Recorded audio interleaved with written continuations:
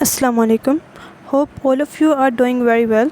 हमारा आज का जो टॉपिक ऑफ डिस्कशन है वो है ग्रुप 5A और group 6A element chapter number 4 second year chemistry का। ठीक है, उसमें से जो है वो हम एक टॉपिक डिस्कस करेंगे जिसका नाम है फास्फोरस एंड इट्स कंपाउंड्स। ठीक है, हम फास्फोरस और उसके कंपाउंड्स को जो है वो डिस्कस करेंगे। तो चलिए हम अपना आज का जो लेक्चर है हम उसको स्टार्ट करते हैं। सबसे पहले जो है वो हम फास्फोरस की अकरेंस के हवाले से बात कर लेते हैं। तो फास्फोरस जो है ये ग्रुप 5A का सेकंड वाला मेंबर है। ठीक है, और इसका नाम जो है वो ग्रीक वर्ड से लिया गया है जिसका मतलब होता है लाइट बेयरिंग। ठीक है, और जो है वो नाइट्रोजन के कंट्रास्ट में अगर हम बात करते हैं उसके कंपैरिजन में, ठीक है, तो ये फ्री स्टेट के अंदर एग्जिस्ट नहीं करता, बल्कि जो नाइट्रोजन है वो फ्री स्टेट के अंदर एग्जिस्ट करता है नेचर में, लेकिन फास्फोरस नहीं करता।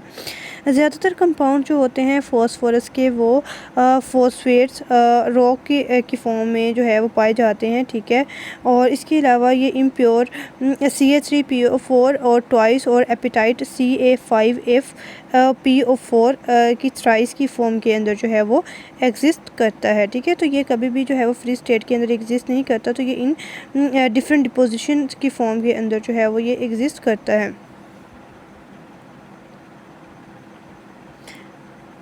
इसके अलावा फास्फोरस जो है ये एसेंशियल कॉन्स्टिट्यूएंट है प्लांट्स और एनिमल टिश्यूज़ का। ठीक है, और ये इंसानों और जानवरों की जो नॉर्मल ग्रोथ होती है उनके टिश्यूज़ की उनके करवाने के लिए बहुत ज़्यादा ज़रूरी होता है।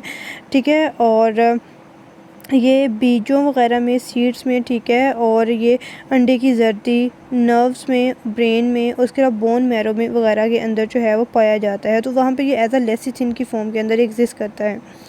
कैल्शियम फॉस्फेट जो है वो भी इसी से बनता है। ठीक है, और जो कि बोन्स वगैरह का जो है वो एक वाइटल कंपोनेंट होता है। इसके अलावा बोन एशिड्स जो होती हैं उसमें 80% जो है वो कैल्शियम फॉस्फेट पाया जाता है। तो ये एक बोन एशिड्स जो हैं वो इस तरह जो है वो फास्फोरस का एक इम्पोर्टेंट सोर्स है। अगर हम इसके एलोट्रॉप्स के हवाले से बात करते हैं तो फास्फोरस जो है वो 6 एलोट्रॉपिक फॉर्म्स के अंदर एग्जिस्ट करता है। ठीक है, लेकिन यहाँ पे जो है वो हम जिस 3 को ही मेंशन करेंगे उनमें से एक जो है वो वाइट फास्फोरस है जो कि बहुत ही ज़्यादा रिएक्टिव होती है, पॉइजनस होती है, वोलेटाइल होती है। इसके अलावा वैक्सी येलोइश वाइट सब्सटेंस होता है जो कि बेंजीन और कार्बन डाइसल्फाइड के अंदर जो है वो इनसोल्यूबल होता है। ठीक है, और ये जो है वो टेट्राटॉमिक मॉलिक्यूल्स की फॉर्म के अंदर एग्जिस्ट करता है P4 की फॉर्म में। ठीक है, और इसका टेट्राहीड्रल स्ट्रक्चर होता है। वाइट फास्फोरस जो है वो 280 डिग्री सेल्सियस के ऊपर बॉयल करता है। ठीक है, और इससे P4 वेपर्स बनते हैं जो कि देन डिसोसिएट हो जाते हैं 700 डिग्री सेल्सियस पे। ठीक है, और वहाँ पे जो है वो P2 मॉलिक्यूल्स जो हैं वो उनकी फॉर्मेशन होती है।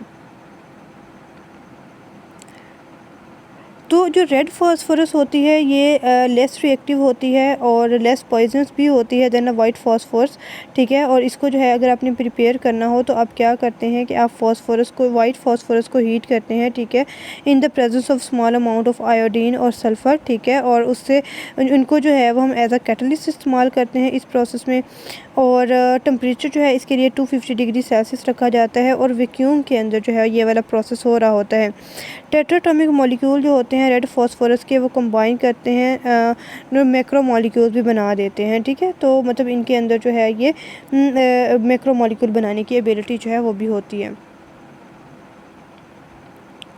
तो जो थर्ड फॉर्म होती है फास्फोरस की वो ब्लैक फास्फोरस होती है जो कि मोस्टली स्टेबल होती है अंडर ऑर्डिनरी कंडीशन। और इसके अलावा जो है इसको जो है वो प्रिपेयर किया जाता है by heating the red phosphorus at the high temperature and pressure. ठीक है, तो ये जो है वो वाइट फास्फोरस और जो है वो रेड फास्फोरस जो है उसको दिखाया गया है यहाँ पे।